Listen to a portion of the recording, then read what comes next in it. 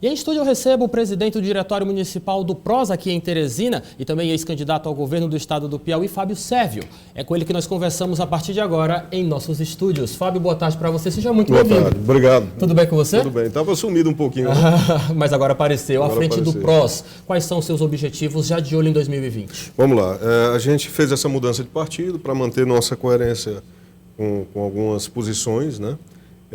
O PROS é um partido novo, surgiu em 2014, primeiro ano já elegeu 11 deputados federais, e no Piauí é um partido que estava desapegado desses grupos políticos que existem, que tentam controlar mais um partido. Né? Uhum.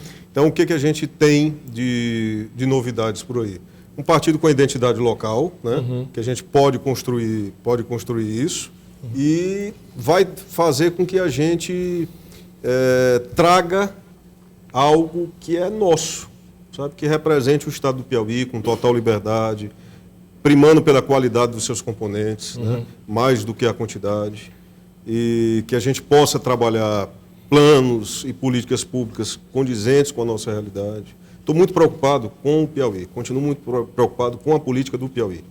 Sabe? Fábio, você está falando de coerência político-partidária, isso que fez você trocar o PSL, partido pelo qual você disputou o Palácio de Karnak nas últimas eleições, pelo PROS.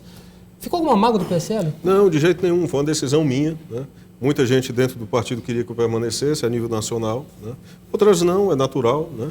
Mas o que eu tinha de muito forte, e que eu continuo mantendo isso, e por que eu chamo de coerência? Eu fiz uma campanha em 2018 sem nenhum real de fundo partidário. Uhum. Não recebi nada. E não queria ter recebido. Eu sou contra o financiamento público de campanhas. Uhum. Entendeu? Então, eu não ia ficar nessa disputa de quem manda em quê, quem fica com quê, quem vai ser candidato. Não, sabe? Eu queria algo que fosse em paz, leve, entendeu?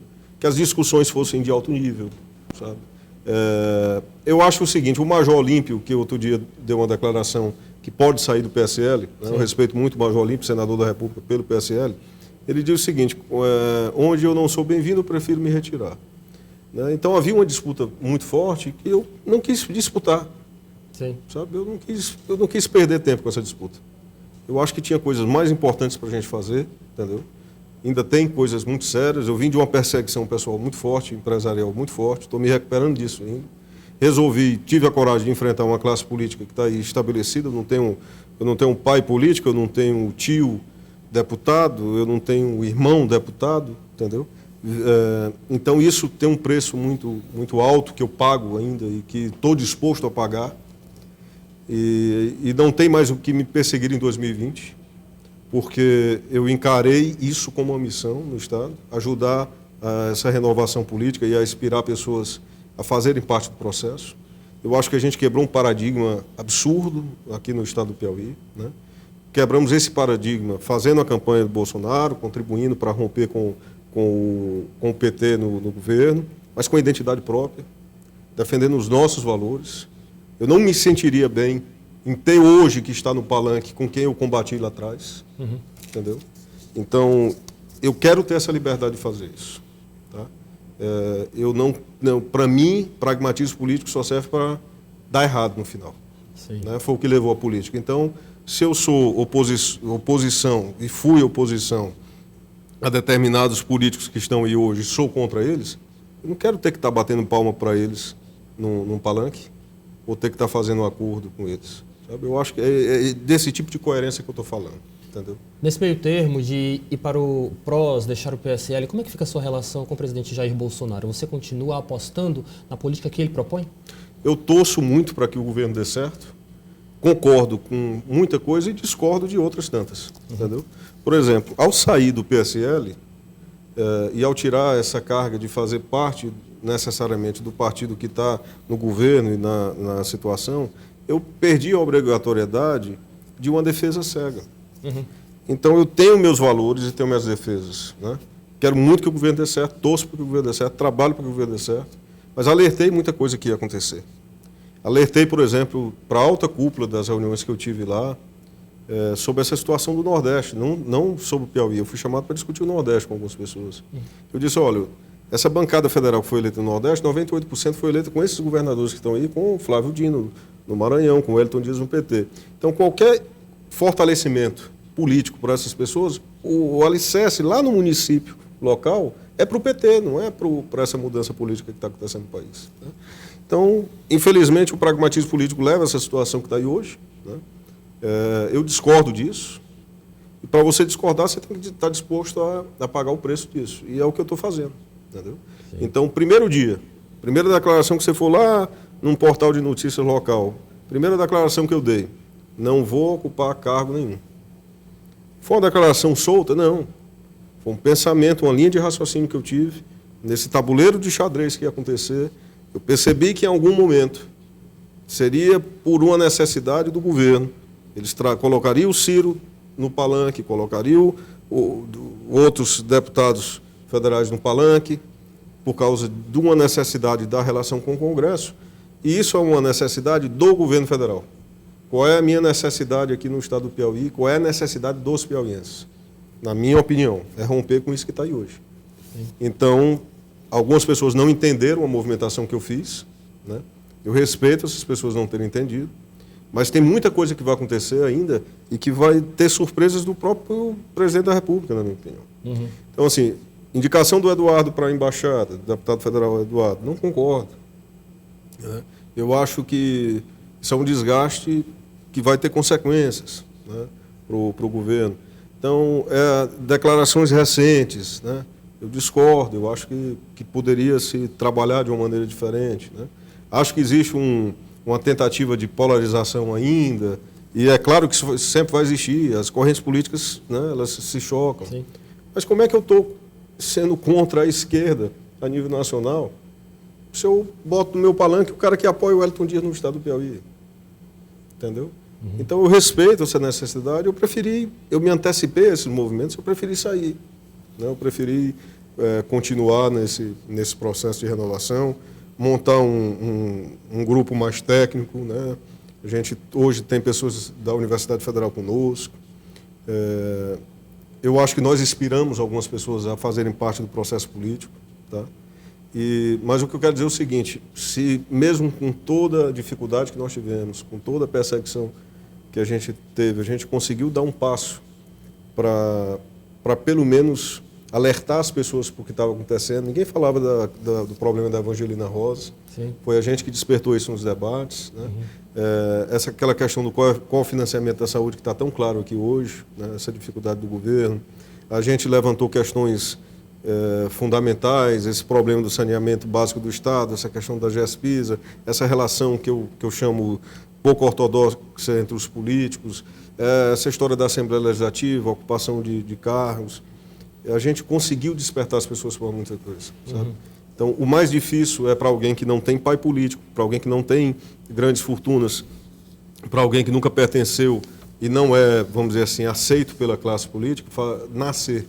O mais difícil a gente fez. Fábio, olhando para a tua experiência em 2018, quando você concorreu ao Palácio de Karnak pelo PSL, ficou algum ressentimento da política promovida no estado do Piauí e você tentaria de novo uma disputa ao Palácio de Karnak? Olha, ressentimento não. Eu já sabia o que era a política no estado do Piauí.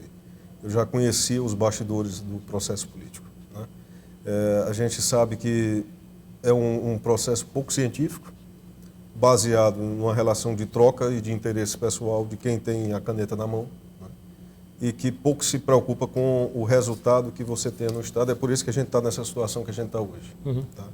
Eu já sabia disso. O que eu não sabia e que não tinha ideia era de que faltava, vamos dizer assim, mais coerência das pessoas. Né? Eu me decepcionei com o fato de ter visto...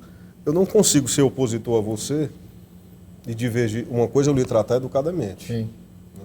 De respeitar, e aqui faço de novo um alerta. Vamos tomar muito cuidado com essa eleição de 2020 em Teresina. Os ânimos estão querendo se exaltar demais, as pessoas estão querendo ir para um caminho de baixar o nível. As redes sociais recentemente têm demonstrado declarações, né, contra candidatos a vereadores, contra vereadores que estão lá, que eu acho de um nível baixíssimo. Nós precisamos respeitar o teresinense, precisamos respeitar as famílias do estado do Piauí. Vamos para o embate. Eu nunca critiquei, vamos dizer assim, fora do do aspecto político. Uhum. Você apontar, levar para o pessoal, no caso, levar para o né? pessoal. Você apontar que tem uma corrupção numa situação, isso é uma coisa. Você baixar o nível é outra história. Entendo. Então, isso aí, um alerta, vamos tomar esse cuidado. Tá? Eu não me arrependo. Eu acho que foi uma demonstração de que é possível, né, uma pessoa lutar por algo que acredita. Eu acho que a gente inspirou algumas pessoas. Né?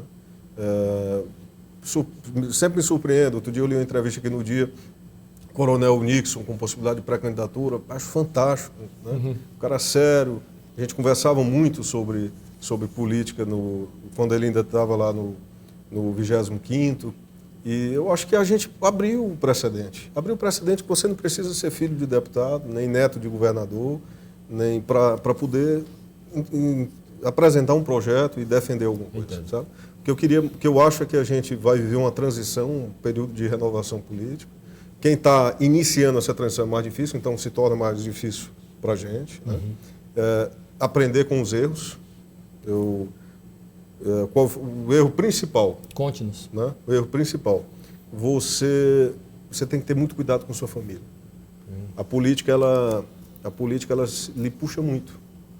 Então, a gente sabe, eu tenho 3 filhos, 2 ainda muito pequenos, e senti muita ausência, eles sentiram muita ausência da gente. Esse meu silêncio, esse período todo, foi para me reorganizar empresarialmente, depois de toda a perseguição que a gente sofreu, para me dedicar à minha família, sabe? As pessoas, elas cobram a gente, cadê o Fábio, que não está denunciando isso, que não está denunciando aquilo outro.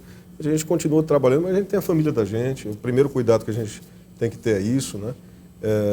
Mas não se preocupe não que eu estou preparado para o que vem no ano que vem, como pré-candidato a prefeito, e sem ter mais como sofrer as perseguições que eu sofri.